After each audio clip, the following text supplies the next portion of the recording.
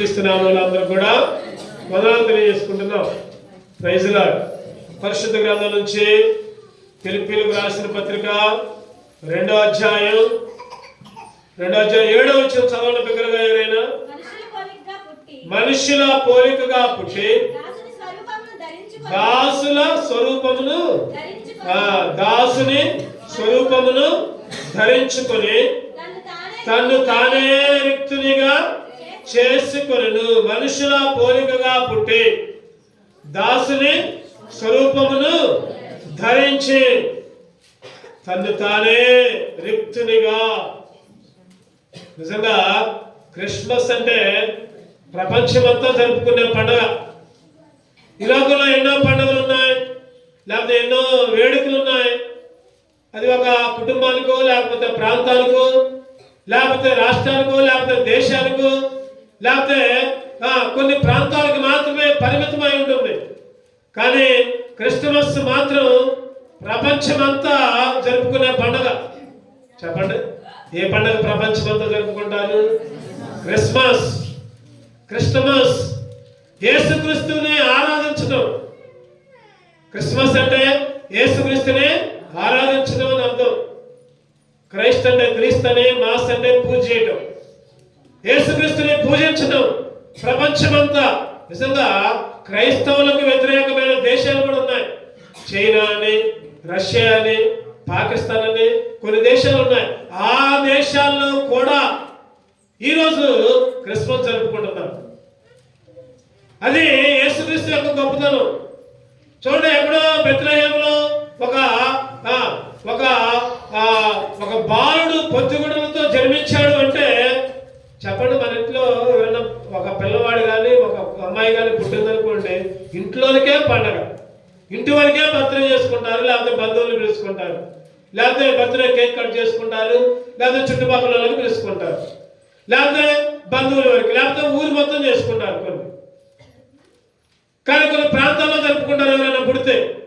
లేకపోతే మహాత్మా గాంధీ లాంటి ఒక గొప్ప వ్యక్తి పుట్టారంటే భారతదేశం మొత్తం జరుపుకుంటారు. కానీ గాంధీ పుట్టినరోజుని అమెరికా వాళ్ళు చేసుకుంటారా? చేసుకోరు. అమెరికా వాళ్ళు చేసుకోవాలనుకుంటే అబ్రహాం లింకన్ పుట్టినరోజు చేసుకుంటారు. సౌత్ ఆఫ్రికా వాళ్ళు చేసుకోవాలంటే నెల్సన్ మండేలా పుట్టినరోజు చేసుకుంటారు. భారతదేశం చేసుకోవాలంటే మహాత్మా గాంధీ పుట్టినరోజు చేసుకుంటారు. కానీ యేసుక్రీస్తు పుట్టినరోజు ప్రపంచమంతా లోకమంతా దాదాపు 200 దేశాలు, అన్ని దేశాలు జరుపుకునే పండుగ యేసుక్రీస్తు పుట్టినరోజు పండుగ. ఈరోజు చాలా మంది క్రిస్మస్ చాలా చక్కగా చేసుకుంటున్నారు. కొత్త బట్టలు వేసుకుంటున్నారు, ఇళ్ళకి రంగులు వేసుకుంటున్నారు, లైటింగ్లు పెట్టుకుంటున్నారు, స్టార్లు పెట్టుకుంటున్నారు, పిండి వంటలు చేసుకుంటున్నారు, రకరకాల మంచి పనులు చేసుకుంటున్నారు. చాలా సంతోషం, చాలా మంచిది క్రిస్మస్ పండుగ చేసుకుంటే. క్రిస్మస్ పండుగ ఆ రోజు ఒక్కరోజే జరిపించుకోవడం కాదు క్రైస్తవ యొక్క లక్షణం. క్రైస్తవ యొక్క లక్షణం ఏంటంటే క్రిస్మస్ జరుపుకోవాలి, ప్రతిరోజు కూడా యేసుక్రీస్తు పుట్టినరోజుని జరుపుకోవాలి. ప్రతిరోజు యేసుక్రీస్తు నా హృదయంలో పుట్టాడు, ప్రతిరోజు యేసుక్రీస్తు నా హృదయంలో పుట్టాడని ప్రతిరోజు జరుపుకోవాలి. అది క్రైస్తవ యొక్క లక్షణం. ప్రతిరోజు పండుగే మనకి. చెప్పండి, మనకి ఈరోజు ఒక్కరోజే కాదు. కొంతమందికి ఒక్కరోజే జరుపుకుంటారు, ఈరోజు ఒక్కరోజే. నాకు తెలిసి కొంతమంది ఉన్నారు, ఈరోజు ఒక్కరోజే వాట్సాప్లో హ్యాపీ క్రిస్మస్ అని చెబుతారు. అందరూ ఎవరైనా సరే, అన్నిలైనా వేరే కులమైనా ఎవరైనా సరే, తర్వాత మళ్ళీ వచ్చే క్రిస్మస్ దాకా మళ్ళీ యేసుక్రీస్తు గురించి మాట్లాడరు, దాని గురించి పట్టించుకోరు. ఈరోజు క్రైస్తవులుగా, ఒక విశ్వాసిగా నువ్వు నేను ఎట్లా ఉండాలంటే ప్రతిరోజు క్రిస్మస్ జరుపుకోవాలి. ఎప్పుడు వచ్చింది ఆనందం అంటే నువ్వు ఎప్పుడైతే యేసుక్రీస్తుని అంగీకరిస్తావు, ఎప్పుడైతే యేసుక్రీస్తుని రక్షకుడిగా అంగీకరించి మారు మనసు పొందుతావు, బాప్తిసం తీసుకుంటావు, అప్పుడు మాత్రమే ఈ క్రిస్మస్ యొక్క ఆనందం మన జీవితాలకి ఉంటుంది. యేసుక్రీస్తు అంట మనుషుల పోలికగా పుట్టి దాసుని స్వరూపము ధరించుకొని సింహాసనాసీనుడు ఆయన. ఆకాశ మహాకాశాలు పట్టజాలని దేవుడు ఆయన. మరి పైన ఉంటే ఈ లోకంలోకి రావాలి, మనుషుల పోలికగా పుట్టాలి, వాళ్ళలాగా జీవించాలి, ఈ మనుషులందరూ పాపం కొరకు రక్తాన్ని చిందించాలి, చనిపోవాలి, తిరిగి లేవాలి, మరలా రావాలి. ఎవరైతే యేసుక్రీస్తుని అంగీకరిస్తారో వాళ్ళని పరలోకానికి తీసుకొని పోవాలి. అది యేసుక్రీస్తు యొక్క ప్రణాళిక. ఒక ఇంట్లోనంట ఒక తల్లి తండ్రి ఉన్నారంట. ఆ ఇంట్లో భార్యాభర్తలు ఉన్నారంట. పిల్లవాడేమో దూర ప్రాంతంలో చదువుకుంటున్నాడు అంట. ఈ చిన్న ఇంట్లో ఎలకలు బాగా ఉన్నాయంట. ఏమున్నాయి చెప్పండి? ఎలకలు బాగా ఉన్నాయంట. ఆ తల్లికి తండ్రికి అర్థం కావట్లా, ఈ ఎలకలు పోవాలంటే ఎట్లా? మన ఇళ్ళలో కూడా చాలా మంది ఇళ్ళలో ఎలకలు ఉంటాయి. ఉన్నాయా? మా ఇంట్లో అయితే ఉంటాయి. ఎలకలు బాగా ఎలకలు పోవాలంటే ఎట్లా అంటే సలహా ఇచ్చారంట. ఎలకలు దానికి బోరు పెట్టండి అన్నారంట. కొంతమంది ఏమో ఫ్యాట్ పెట్టండి అతుక్కోండి అన్నారంట. కొంతమంది ఏమో అయినా కానీ ఎలకలు చాలా తెలివిగా ఉండి అవి తప్పించుకుంటున్నాయి. బోర్లో పట్ల ఫ్యాట్ మీద పట్ల. అయితే ఏం చేసిందంటే ఆ తండ్రి ఎలకల మందు చల్లిందంట. పౌడర్ లాంటిది చల్లిందంట. అట్లన్నా వస్తాయేమనుకో. ఎలకలు రావట్లా, చేమలు వచ్చినాయి, చేమలు చచ్చిపోతున్నాయి. చేమలు వచ్చినాయి, చేమలు చచ్చిపోతున్నాయి. ఎలకలు రావట్లా. ఆ తల్లికి తండ్రికి అర్థం కావట్లా. ఆ కుమారుడు కూడా చిన్న చివరికి ముగ్గురు కలిసి బాధపడుతున్నారు. అరే ఎలకలు రావట్లేదు, ఎలకల కోసం మందిస్తే ఎలకలు రావకుండా చేమలు చేస్తున్నాయి అని అనుకున్నారంట. కుమారుడు అన్నాడంట, డాడీ ఎలకలుగా మనం మందేసింది, చేమలు వస్తున్నాయిగా, మరి చేమలకు చెప్పొచ్చుగా అన్నాడు. ఆ తండ్రి అన్నాడు, చేమలకి ఎట్లా చెప్తావురా మనం? చేమలకు చెప్తావా మనం? చెప్పలేక చేమ రూపంలో పోయి చేమకు చెప్తేనే అర్థమైంది, లేకపోతే చేమలకు అర్థం కావు అని ఆ ముగ్గురు ఆ విధంగా అనుకుంటున్నారంట. అనుకున్న తర్వాత అందులోకి ఆ గృహం దగ్గరికి పాస్టర్ గారు వచ్చారంట. పాస్టర్ గారు వచ్చి పాస్టర్ గారికి చెప్పారంట, ఏంటయ్యా మీ బాధ ఏంటయ్యా అంటే చెప్పారంట బాధ. చెప్పిన తర్వాత అయ్యా చేమల రూపంలో పోతేనే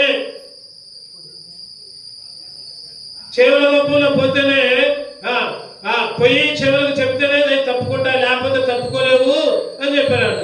చెప్పుకుంటా ఒక ఉదాహరణ చెప్పారంట. అయ్యా చేమల రూపంలో పొయ్యి చెవులకు చెప్తే చెవ భాషలో మాట్లాడితే అవి తప్పుకుంటాయి, లేకపోతే తప్పుకో. అలాగే యేసుక్రీస్తు కూడా చెప్పండి, యేసుక్రీస్తు రాకుంటే కుదరదు, పరలోకంలో ఉంటే కుదరదు, ఆకాశంలో ఉంటే కుదరదు, సింహాసనం మీద ఉంటే కుదరదు, లోకంలో ఉన్న పాపికి రక్షణ రాదు. ఈరోజు చేమల్ లాంటి మనుషులు చేమల్లాగా ఉండి ఆ బోన్లో అపవాది ఏర్పరిచిన బోన్లో పడుతున్నాం. మరి మనుషుల భాషలో చెప్పాలంటే దేవుడిగా ఉంటే సరిపోదు.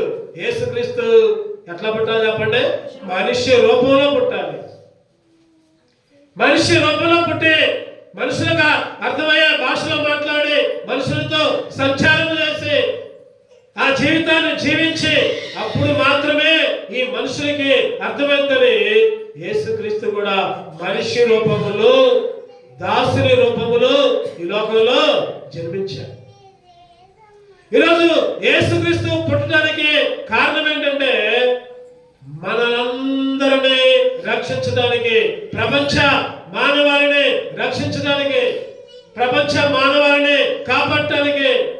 దేవుడిగా ఉంటే దేవుడు ఆకాశం ఉంటే సరిపోదు, మానవ రూపంలో జన్మించాడు. అందుకే 2000 సంవత్సరాల క్రితమే యేసుక్రీస్తు లోకంలో పుట్టాడు. యేసుక్రీస్తు పుట్టగా ఈ చరిత్రను 2 భాగాలు చేసింది.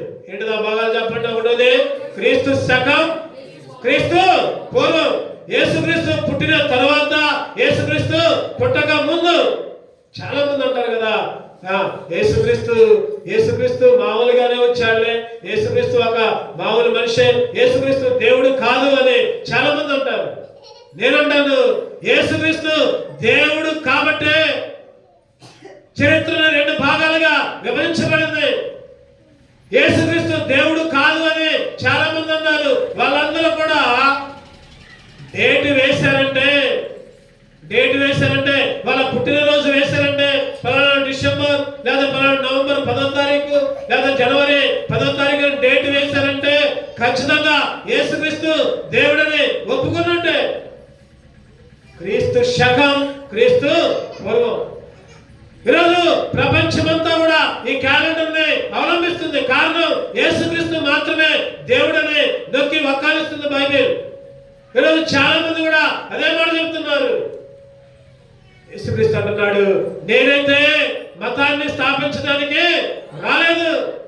ఈరోజు చాలా మంది అనుకుంటున్నారు కదా, హిందువులు అనుకుంటున్నారు మేము హిందూ మతంలో ఉన్నామని అనుకుంటున్నారు, ముస్లింలు అనుకుంటున్నారు మేము ఒక ముస్లిం మతంలో ఉన్నాం అనుకుంటున్నారు, క్రిస్టియన్లు కూడా చాలా మంది మేము క్రైస్తవ మతంలో ఉన్నామని అనుకుంటున్నారు.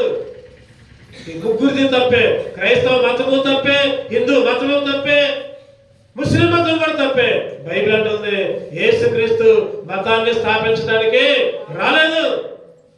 యేసుక్రీస్తు అంటున్నాడు, నేనే మార్గము, నేనే సత్యము, నేనే జీవము, నా ద్వారా తప్ప ఎవడు కూడా పరలోకానికి చేరలేడు. నేనే మార్గము,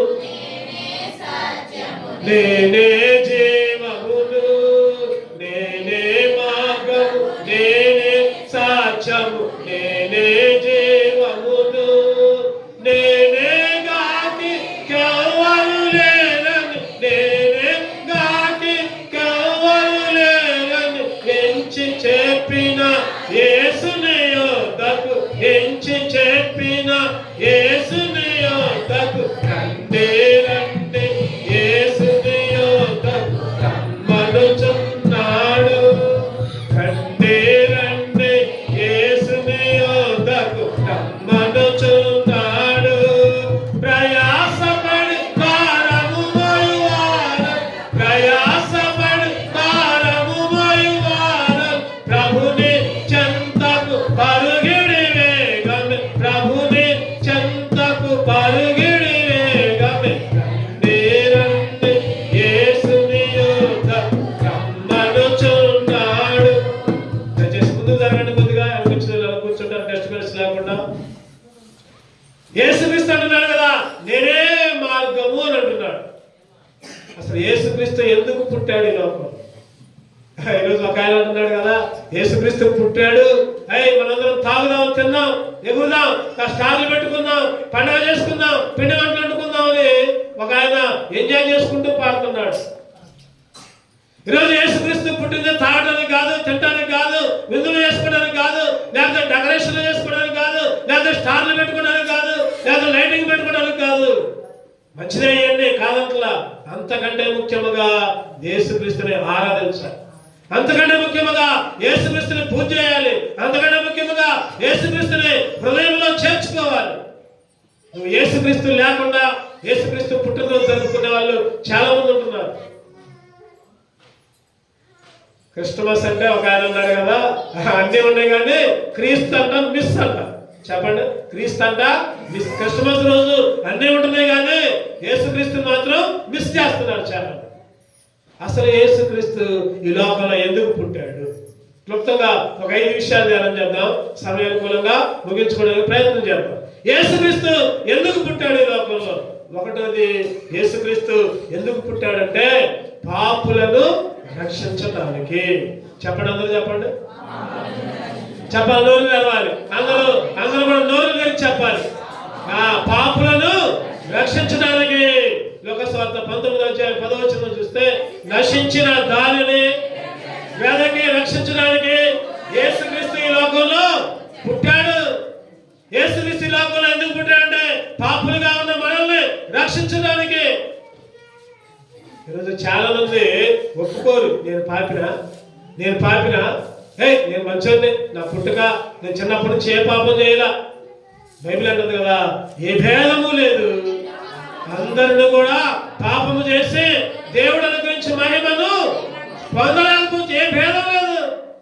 కుల భేదం లేదు, ప్రాంత భేదం లేదు, మత భేదం లేదు, దేశ భేదం లేదు, రంగు భేదం లేదు.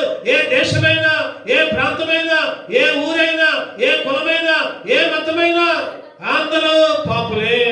అందరూ కూడా పాపులే.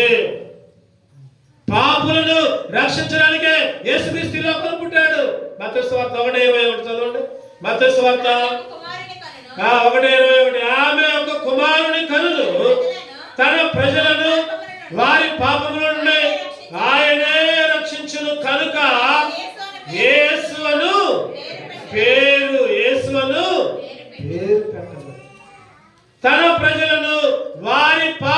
వచ్చి ఆయనే రక్షించును కనుక. ఆయన రక్షించేవాడు, కాపాడేవాడు. ఈరోజు పాపి అంటే ఒప్పుకోవట్లేదు చాలా మంది. నేను పాపిగా ఉంటాం ఏంటి, కవరింగ్ చేసుకుంటున్నాడు. ఏం చేస్తున్నారంటే నేను చాలా మంచివాడిని, నేను చాలా మంచిదాన్ని, చాలా మంది కవరింగ్ చేసుకుంటున్నారు. ఈరోజు నీ చూపు పాపం, నీ తలంపుల పాపం, నీ ఆలోచన పాపం, నీ నడక పాపం, ప్రతిదీ కూడా పాపంతో కూడి ఉండి నేను పాపిని కాదు అంటే ఎట్లా మిత్రమా? ఈరోజు నువ్వు పాపి అని బైబిల్ చెప్తుంది. ఈ పాపుల్ని రక్షించడానికే యేసుక్రీస్తు ఈ లోకంలో పుట్టాడు. ఒక కాకంట సున్నం బకెట్లో పడదంట. ఎక్కడ పడదు చెప్పండి? సున్నం బకెట్లో సున్నం ఉందంట. ఆ కాకి సున్నం బకెట్లో పడదంట. సున్నం బకెట్లో పడేసరికి ఎట్లా మారింది? అది తెల్లగా మారి పావురాల దగ్గర పోయింది. ఆ కాకిని చూసి ఒక పావురం ఉందంటగా, నువ్వేంటి అట్లా ఉన్నావు ఏంటి, నువ్వేంటి అట్లా ఉన్నావు, నువ్వు మా దగ్గర ఉండదు, మా గుంపులో ఉండదు, పో అంటే నేను కూడా పావురాన్ని అన్నదంట. ఏమన్నా చెప్పండి? నేను కూడా పావురాన్ని అన్నదంట. అందులోకి ఇంకో పావురం వచ్చిందంట. మరి పావురం అయితే నువ్వు అట్లా అరుస్తున్నావేంటి అంటే నేను ఈ దేశ పావురాన్ని కాదు, నేను అమెరికా పావురాన్ని అన్నదంట. మా దేశంలో ఇంతే అరుస్తారు అన్నదంట. కవరింగ్ చేస్తాను, మా దేశంలో ఇంతే అరుస్తారు అన్నదంట.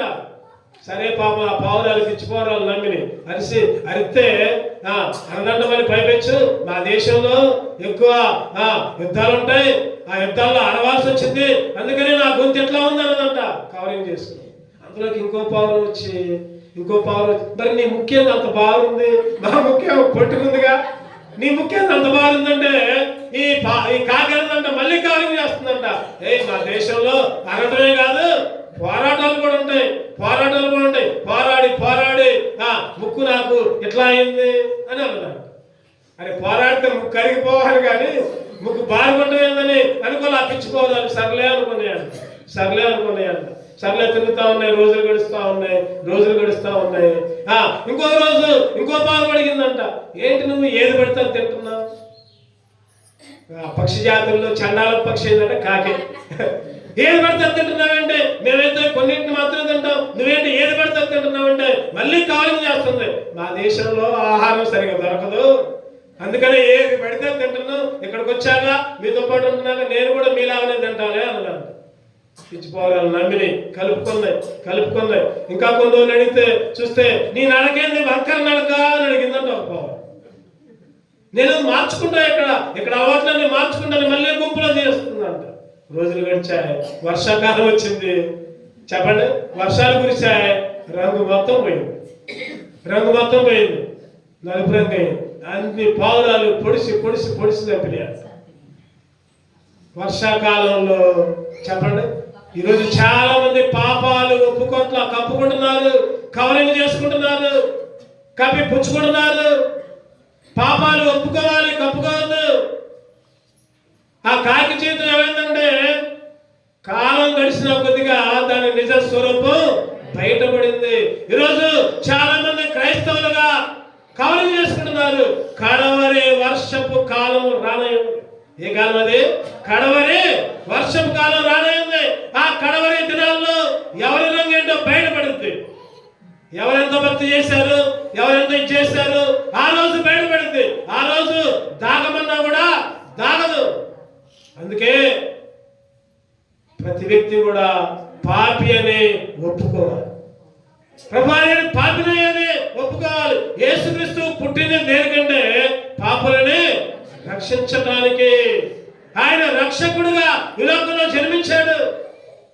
అందుకనే యోహాను సువార్త 4వ అధ్యాయంలో చెప్తా ఉండదు ఆ సమరయ స్త్రీ పాపి.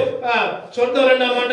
యోహాను సువార్త 4వ అధ్యాయం 42వ వచనం. యోహాను సువార్త 4వ అధ్యాయం 42. మా మట్టుకు మేము విని ఈయన నిజముగా లోకరక్షకుడని, ఈయన నిజముగా లోకరక్షకుడు, పుట్టిట్టుగా కాదు. ఈరోజు చాలా మంది ఉత్తిత రక్షకులు బయలుదేరారు, కానీ నిజమైన రక్షకుడు ఎవరంటే యేసుక్రీస్తు మాత్రమే. అందుకని మొదటి తిమోతి 1వ అధ్యాయం 15వ వచనం. మొదటి తిమోతి 1:15.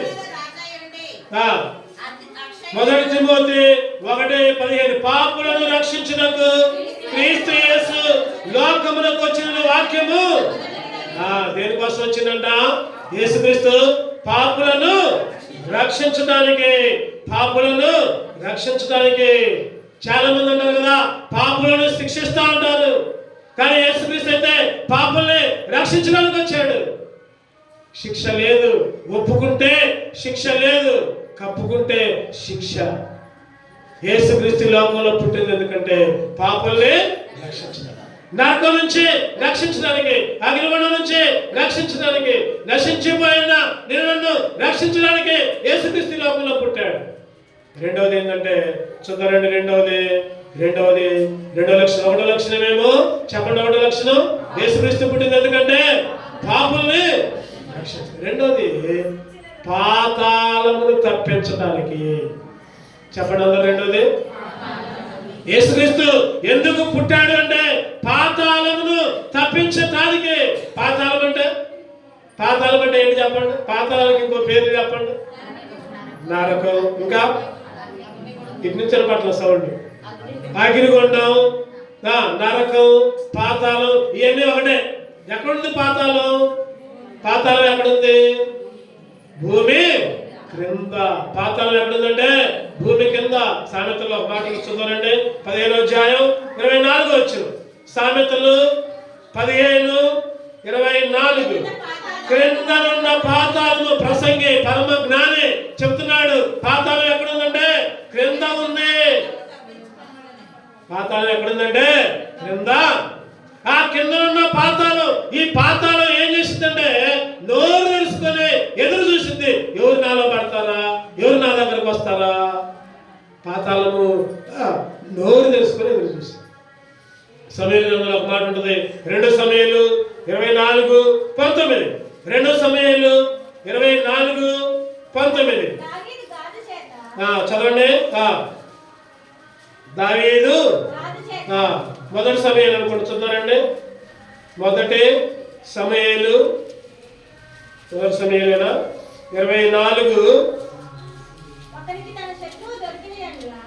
ఒకరికి తన శత్రువు దొరికిన ఎడల మేలు చేసి పంపివేయండి. దీంట్లో కాదనుకుంటా. సరే. సమయాల గ్రంథంలో ఒక మాట ఉంటుంది. పాతాళం అంట పట్టుకుంటుందంట. రిఫరెన్స్ దొరికితే చూడండి తర్వాత. పాతాళము పట్టుకుంటది. పాతాళము నోరు తెరిచి చూసింది. పాతాళము బ్రింగి వేసింది. పాతాళానికి లక్షణాలు.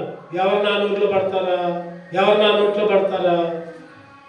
ఈరోజు పాతాళంలోకి పోవడానికి చాలా మంది సిద్ధంగా ఉన్నారు.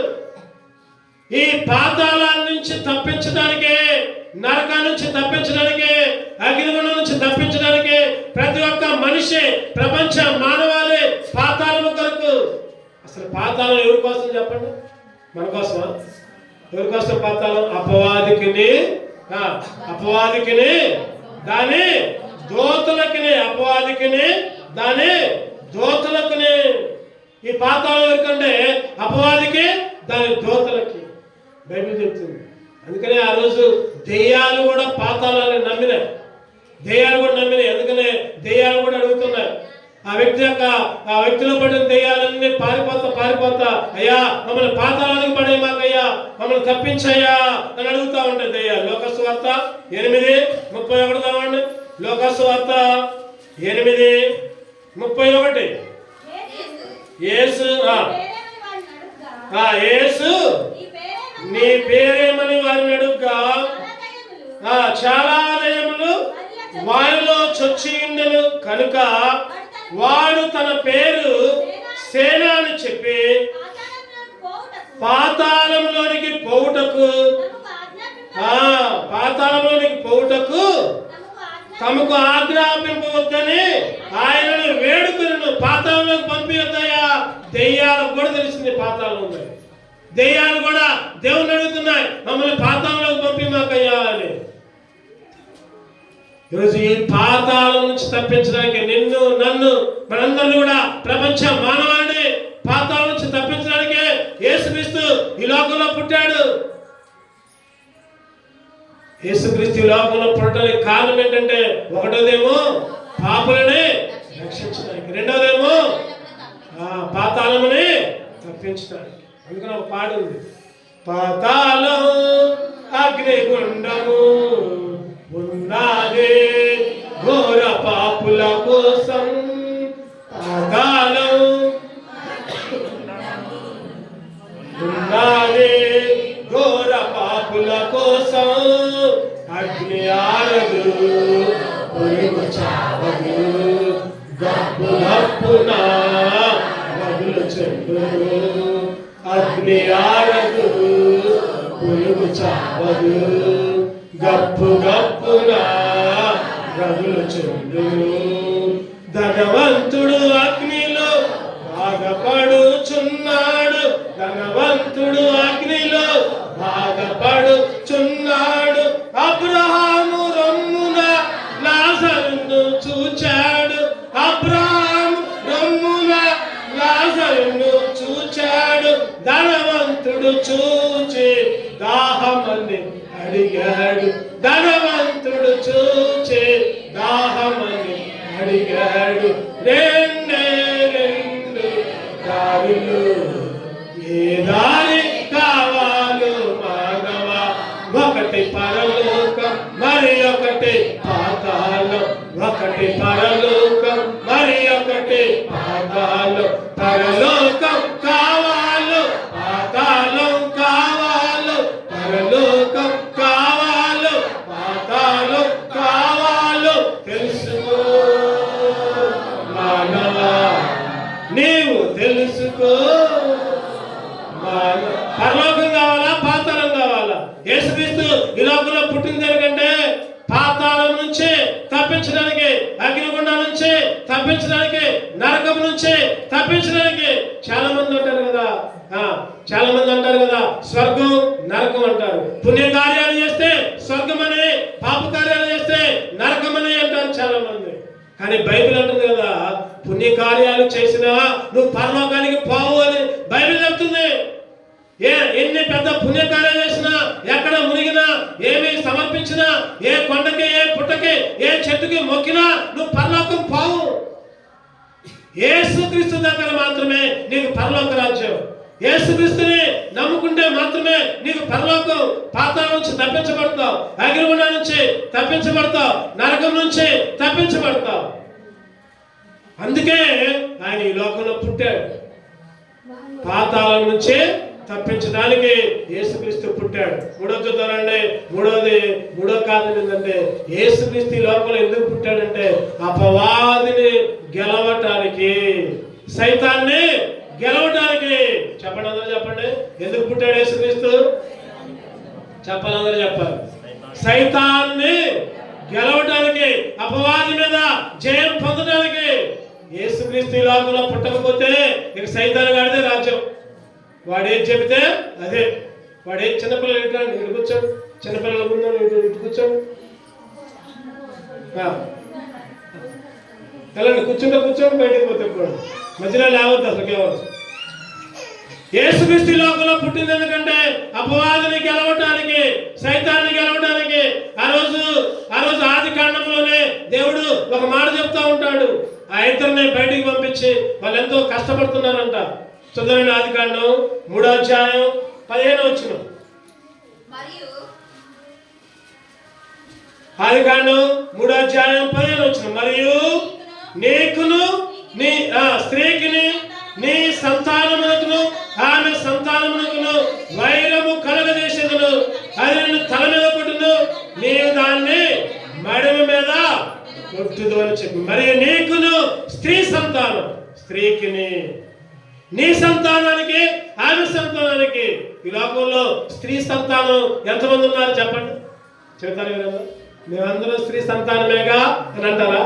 కాదు, అందరూ కూడా పురుష సంతానం. పురుషుని ద్వారా పురుషుని ద్వారా పురుషుడు స్త్రీ వివాహం చేసుకొని పవిత్రమైన బంధము కలిగి ఉండి ఆ విధంగా లోకానికి వచ్చారు. ప్రతి ఒక్కరు కూడా నువ్వు నేను పురుష సంతానం అనబడతాం కానీ స్త్రీ సంతానం అనబడం. మరి స్త్రీ సంతానం ఎవరంటే ఒకే ఒక్కడు, ఆయనే కన్యా మరియా గర్భములో పుట్టిన యేసుక్రీస్తు మాత్రమే. ఆ రోజే చెప్పాడు, నీకు అంటే అపవాదికి, స్త్రీ సంతానం అంటే యేసుక్రీస్తుకి, మీ ఇద్దరికి వైరం.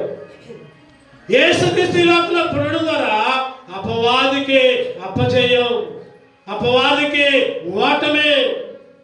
యేసుక్రీస్తు పుట్టకపోతే ఇక సైతాను రాజ్యం. ఆ రోజు 40 రోజులు ఉపవాసం ఉన్నప్పుడు యేసుక్రీస్తు సైతాను గాడు యేసుక్రీస్తుని ఒక కొండ మీద తెలుసుకోవాలి. ఏమంటే చెప్పండి, మత్తయి సువార్త ఎక్కడుందా మాట? మత్తయి సువార్త ఎన్నో అధ్యాయం? 4వ అధ్యాయం.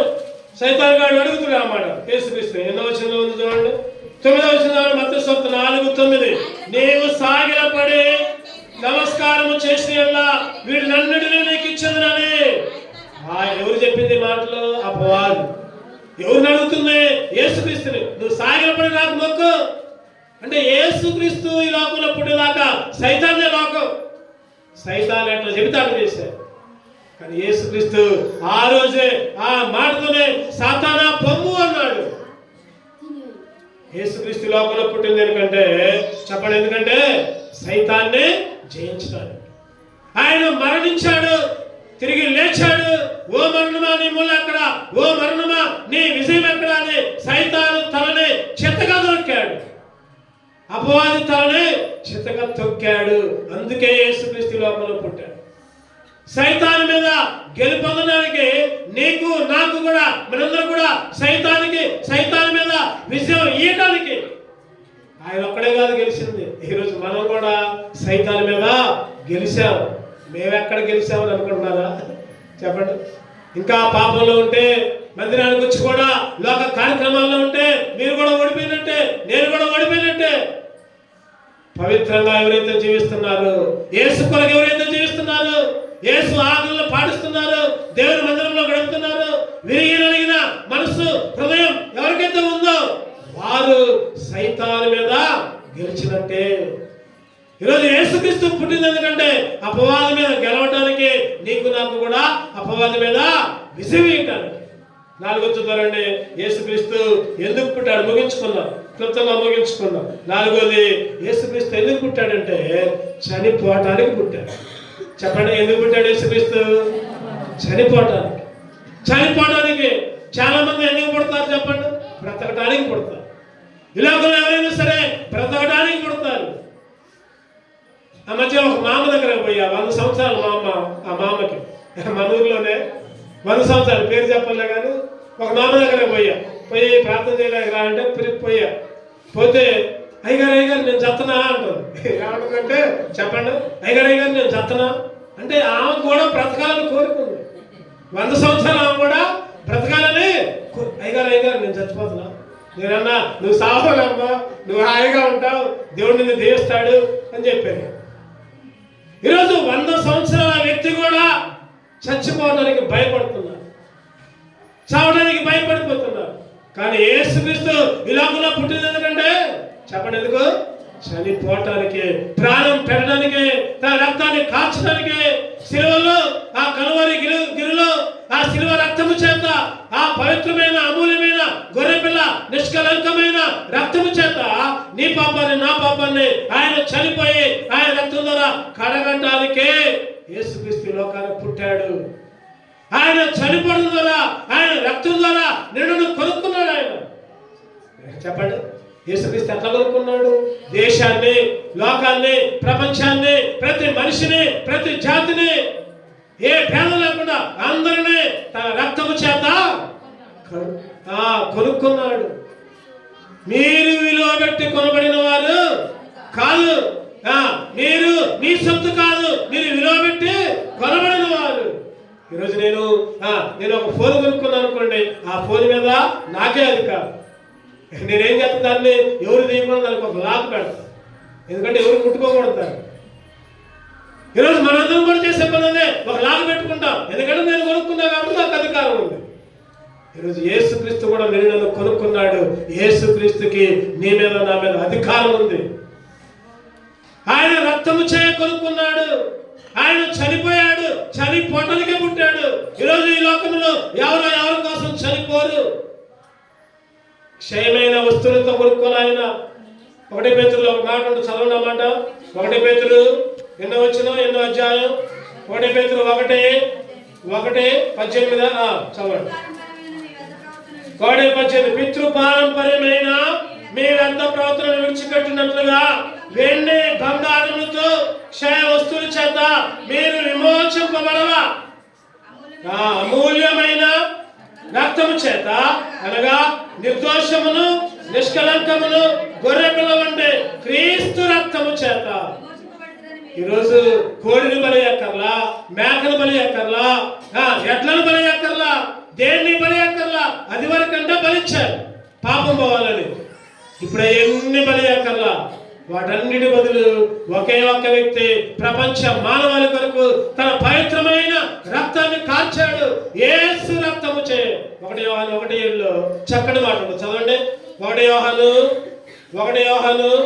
1:7 చివరి భాగంలో చదవండి. 1:7 అప్పుడు ఆయన కుమారుడు యేసు రక్తము ప్రతి పాపం నుండి మనల్ని పవిత్రులుగా చేయను. ప్రతి పాపం నుండి మనల్ని పవిత్రులుగా చేయను. యేసు రక్తం మాత్రమే నీకు నాకు పవిత్రత ఇచ్చేది. ఈ లోకంలో యేసుక్రీస్తు ఎందుకు పుట్టాడంటే రక్తాన్ని కార్చడానికి, చనిపోవటానికి. ఆయన మరణం అందరిలాగా యేసుక్రీస్తు చనిపోయి సమాధుల్లో లేడు. యేసుక్రీస్తు తిరిగి లేచాడు. ప్రపంచమంతా జరుపుకుంటారు ఆయన చనిపోయే రోజు గుడ్ ఫ్రైడే అని. ప్రపంచమంతా జరుపుకుంటారు ఆయన తిరిగి లేచిన రోజు ఈస్టర్ అని. ప్రపంచమంతా జరుపుకుంటారు ఆయన పుట్టినరోజు క్రిస్మస్ అని. ఏ ఒక్కళ్ళు కూడా ఈ 3 రోజులు లేవు. ఉన్నాయా ఎవరికైనా? పుట్టినరోజు, చనిపోయిన రోజు, తిరిగి లేచిన రోజు యేసుక్రీస్తుకు మాత్రమే. అందుకే ఆయన మాత్రమే దేవుడు. యేసుక్రీస్తు అందరికీ ప్రభువు అని చెప్తుంది బైబిల్. నాకు కాదులే, నా కులం వేరులే, నా మతం వేరులే, నా ప్రాంతం వేరులే అనుకో మాకు. ప్రియ స్నేహితుడా, యేసుక్రీస్తు నీ కొరకు కూడా పుట్టాడు. యేసుక్రీస్తు నీ కొరకు మరణించాడు. యేసుక్రీస్తు నీ కొరకు తిరిగి లేచాడు. ఆయన తిరిగి రానంటున్నాడు. ఎవరైతే యేసుక్రీస్తుని అంగీకరిస్తారో వాళ్ళని ఆయన తన పరలోక రాజ్యములో, నిత్య రాజ్యములో చేర్చడానికి తీసుకెళ్ళడానికి సిద్ధంగా ఉన్నాడు. ఇదే రక్షణ దినం. అందుకే యేసుక్రీస్తు చనిపోయాడు కాబట్టి మనకు విమోచన, మనకు రక్షణ. యేసుక్రీస్తు చనిపోవటానికి పుట్టాడు. చివరిగా ఇంకొక మాట చూసుకొని ముగించుకున్నాం. యేసుక్రీస్తు ఎందుకు పుట్టాడంటే ఎవరైతే యేసుక్రీస్తుని అంగీకరిస్తారో వాళ్ళని పరలోక రాజ్యానికి చేర్చడానికి. చెప్పండి, అందరూ చెప్పండి. యేసుక్రీస్తు ఎందుకు పుట్టాడంటే పరలోక రాజ్యానికి చేర్చడానికి. యేసుక్రీస్తు పుట్టకకి చాలా అర్థం ఉంది. చాలా మంది ఈ లోక జ్ఞానం చేత యేసుక్రీస్తు పుట్టుక అర్థాలు తెలియట్లా. ఇంకా చాలా కారణాలు ఉన్నాయి, కానీ మనం 5 కారణాలే చూస్తున్నాం. చెప్పండి, ఒకటో చెప్పండి. యేసుక్రీస్తు ఎందుకు పుట్టాడు? పాపులను రక్షించడానికి పుట్టాడు. రెండోది, యేసుక్రీస్తు ఎందుకు పుట్టాడు? పాతాళాన్ని, అగ్నిగుండాన్ని, నరకాన్ని తప్పించడానికి. మూడవది, సాతానుని, అపవాదిని జయించడానికి, అపవాది తలను చిత్తగా తొక్కడానికి. నాలుగవది, ఆయన మరణించడానికి, చనిపోవడానికి, రక్తం కాల్చడానికి, నీ కొరకు నా కొరకు బలి కావడానికి ఆయన పుట్టాడు. ఆయన చనిపోవడం మాత్రమే కాదు, తిరిగి లేచాడు. ప్రపంచ సమాధులన్నీ ఖాళీగా లేవు. యేసుక్రీస్తు సమాధి మాత్రమే ఖాళీగా ఉంది. ఈ లోకంలో దేవుళ్ళను పడేవాళ్ళు, దేవతలను పడేవాళ్ళు చనిపోయి సమాధుల్లోనే ఉన్నారు. కానీ యేసుక్రీస్తు తిరిగి లేచాడు. ఇది ప్రపంచమంతా చెప్పే సంగతి, ఇది బైబిల్ చెప్పే సంగతి. ఆయన అందరిలాగా చనిపోయిన దేవుడు కాదు. అందుకే ఆయన తిరిగి లేచాడు కాబట్టి ఒక నిరీక్షణ. చివరగా ఆయన ఎందుకు పుట్టాడంటే చెప్పండి, నిన్ను నన్ను పరలోకానికి చేర్చడానికి, ఆ పరలోకానికి చేర్చడానికి పరలోక రాజ్యం, దాని పేరేం పేరంటే పరలోక రాజ్యం. చాలా మంది అంటారు కదా, ఏడుంది పరలోకం, ఏడుంది పరలోకం, నువ్వు చూసొచ్చినవా? మళ్ళీ ఇంకొక ఆయన అంటాడు కదా, చచ్చిపోయి తిరిగి వచ్చి చెప్తే నమ్ముతాడు ఆయన.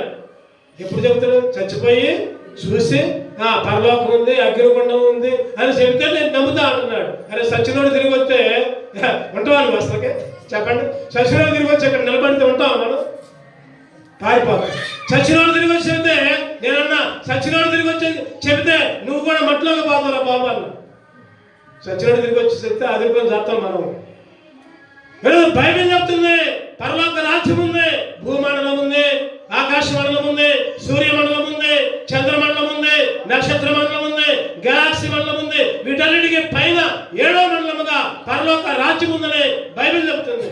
అన్నిటికన్నా పైన కిందే ఉంది, ఇందాక చెప్పుకున్నాం. కిందే ఉంది, పైన ఏముంది? పరలోక రాజ్యం.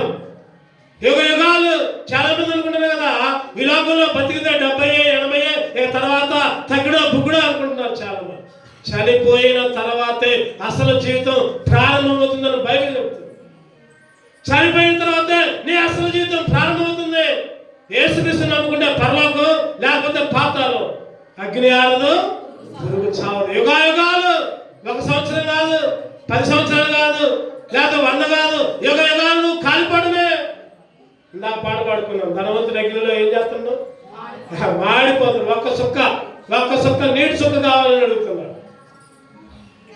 ఈరోజు ఆ నరకాల నుంచి తప్పించడానికి, పరలోక రాజ్యానికి చేర్చడానికి యేసుక్రీస్తు ఈ లోకాన ఆయన పరలోక రాజ్యంలో నీకు నాకు ఒక స్థలాన్ని సిద్ధపరుస్తున్నాడు, నీకు నాకు ఒక గృహాన్ని. యోహాను సువార్త 14:2 యోహాను సువార్త, నా తండ్రి ఇంట అనేక నివాసాలు కలవు, లేని ఎడల మీతో చెప్పుదు. అనేక నివాసాలు, నీకు గృహం, నాకు గృహం. చెప్పండి, ఎక్కడ? పరలోకంలో నీకొక ఇల్లు, నాకొక ఇల్లు.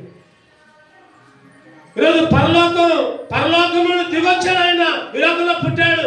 నీల్ ఆర్మ్స్ట్రాంగ్ అనే శాస్త్రవేత్త చంద్రమండలానికి పోయాడు. అందరూ తిరిగి వచ్చిన తర్వాత విలేకరులు అందరూ పోయి అడుగుతున్నారంట, అబ్బా ఎంత గ్రేట్ అండి మీరు, చంద్రమండలానికి పోయారు. భూమి మీద ఆ రోజుల్లో ఎవరు పోవాలా? నీళ్ళు ఆర్మ్స్ట్రాంగ్ పైకి ఆ చంద్రమండలానికి పోయిస్తే విలేకరులందరూ టీవీలు, పేపర్లు మొత్తం ఫోటోలే అడిగారు. విలేకరులందరూ ఎంత గొప్పతనాన్ని సాధించారండి అంటే, ఆ శాస్త్రజ్ఞుడు నీళ్ళు ఆర్మ్స్ట్రాంగ్ ఒక మాట చెప్పాడు. ఏమనంటే, నేను చంద్రమండలం పోవడం కాదా గొప్పతనం, ఆకాశంలో ఉన్న, ఆ పరలోకములో ఉన్న యేసుక్రీస్తు మనిషి జన్మలో భూమి మీదకి రావడం గొప్ప. చప్పట్లు కొట్టండి ఒకసారి. ఏంటి గొప్ప అంటే, చంద్రమండలం మీద పోవడం కాదు, యేసుక్రీస్తు మానవ జన్మలో భూలోకం మీదకి రావడం గొప్ప. నేను చంద్రుడి దగ్గర రావడం కాదు, నాకు యేసుక్రీస్తుతో నడవడం అంటే ఇష్టం అన్నాడు. ఎవరైనా గొప్ప శాస్త్రజ్ఞుడు, చంద్రమండలం మీద మొట్టమొదట అడుగుపెట్టిన వ్యక్తి నీల్ ఆర్మ్స్ట్రాంగ్. నేను యేసుక్రీస్తుతో నడవడానికి ఇష్టపడతా, చంద్రమండలంలో నడవడానికి కాదు. నేను కాదు గొప్పండి, యేసుక్రీస్తు గొప్పవాడు. ఎందుకంటే ఆయన భూలోకంలోకి వచ్చాడు, పైనుంచి అన్ని వదులుకొని, ఇందాక వదులుకున్నాం, రిక్తునిగా. ఎట్లా వచ్చాడు చెప్పండి? రిక్తుని, ఏమీ లేనివాడిగా, జీరోగా తను తగ్గించుకొని పరలోక రాజ్యం, ఆ పరలోక రాజ్యంలోకి పోవాలంటే, ఆ స్వర్గంలోకి పోవాలంటే మందిరానికి వస్తే సరిపోదు, బాప్తిసం తీసుకుంటే సరిపోదు, రక్షణ పొందితే సరిపోదు, ఇగో నాకు మేడలు ఉన్నాయి, మిద్దెలు ఉన్నాయంటే సరిపోదు. రక్షణ పొంది, మారు మనసు పొంది, బాప్తిసం తీసుకొని చనిపోయేదాకా దేవుని కొరకు జీవిస్తేనే. రక్షణ పొంది మధ్యలో మిస్ అయితే కుదరదు, బాప్తిసం తీసుకొని మధ్యలో దారి తప్పితే కుదరదు. బాప్తిసం తీసుకొని పేరుకి మాత్రం క్రైస్తవుడుగా ఆదివారం వచ్చి ప్రార్థన చేసిన, పాటలు పాడినా, వాక్యం చెప్పినా కుదరదు. మళ్ళీ ఇంటి దగ్గర పోతే పాత జీవితమే. ఆ పాత జీవితాలన్నీ మానేయి.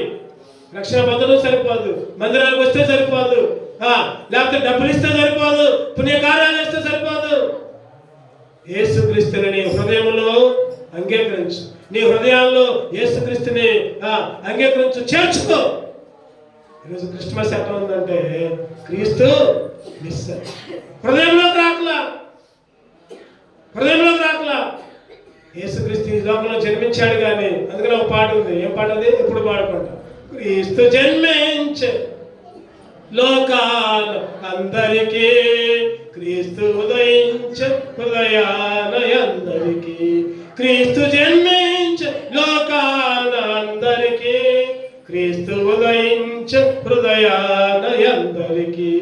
క్రిస్మస్ తాత అడిగిన ప్రశ్న ఇది, క్రిస్మస్ తాత అడిగిన ప్రశ్న ఇది. ఏది బదులేది, ఏది సమాధానం? క్రిస్మస్ తాత ఈరోజు నిన్ను నన్ను అడిగితే, లోకాలు పుట్టాడు మంచిదే, మరి నీ హృదయంలో జన్మించాడా అని అడిగితే ఏం చెప్తా? నేను చదువుకుంటున్నానే, నేను చదువు అయిపోయిన తర్వాత బాప్తిసం తీసుకుంటా అని అనమాకు. ఇగో నేను ఉద్యోగం చేస్తున్నానే, మంచి వివాహం అయ్యి సెటిల్ అయిన తర్వాత బాప్తిసం తీసుకుంటా అనమాకు. రేపేమి జరిగిందో తెలియదు. మానవుని జీవితం ఎంతలో కనబడి అంతలో మాయమైపోయే ఆవిరి వంటి జీవితం. నేడే రక్షణ దినం, ఇదే అనుకోవాలని సమయం. యేసుక్రీస్తుని అంగీకరించు, రక్షణ పొందు. యేసుక్రీస్తు లోకంలో పుట్టిందే నీకు పరలోక రాజ్యాన్ని ఇవ్వటానికి. చెప్పండి, ఇప్పుడు చెప్పండి 5 కారణాలు, ముగించుకుందాక. ఒకటోది, యేసుక్రీస్తు ఎందుకు పుట్టాడంటే చెప్పాలి, పాపులను రక్షించడానికి. రెండవది, పాతాళాన్ని తప్పించడానికి. మూడవది, సాతాన్ని గెలవడానికి. నాలుగవది, ఆయన చనిపోవటానికి. ఐదవదిగా, పరలోక రాజ్యాన్ని నీకు నాకు ఇవ్వటానికి. ఈ 5 లక్షణాలు నువ్వు నేను కలిగి ఉంటే యేసుక్రీస్తు పుట్టుకకే ఒక అర్థం. యేసుక్రీస్తు పుట్టుకకే ఒక అర్థం ఉంది. ఈ 5 లక్షణాలు లేకపోతే యేసుక్రీస్తు పుట్టుకకి అర్థం ఉండదు. యేసుక్రీస్తు పుట్టుకకి అర్థం 7 లక్షణాలు కలిగి ఉండాలి. 2 కళ్ళు మూసుకున్నాం, ప్రార్థన చేసుకో. కళ్ళు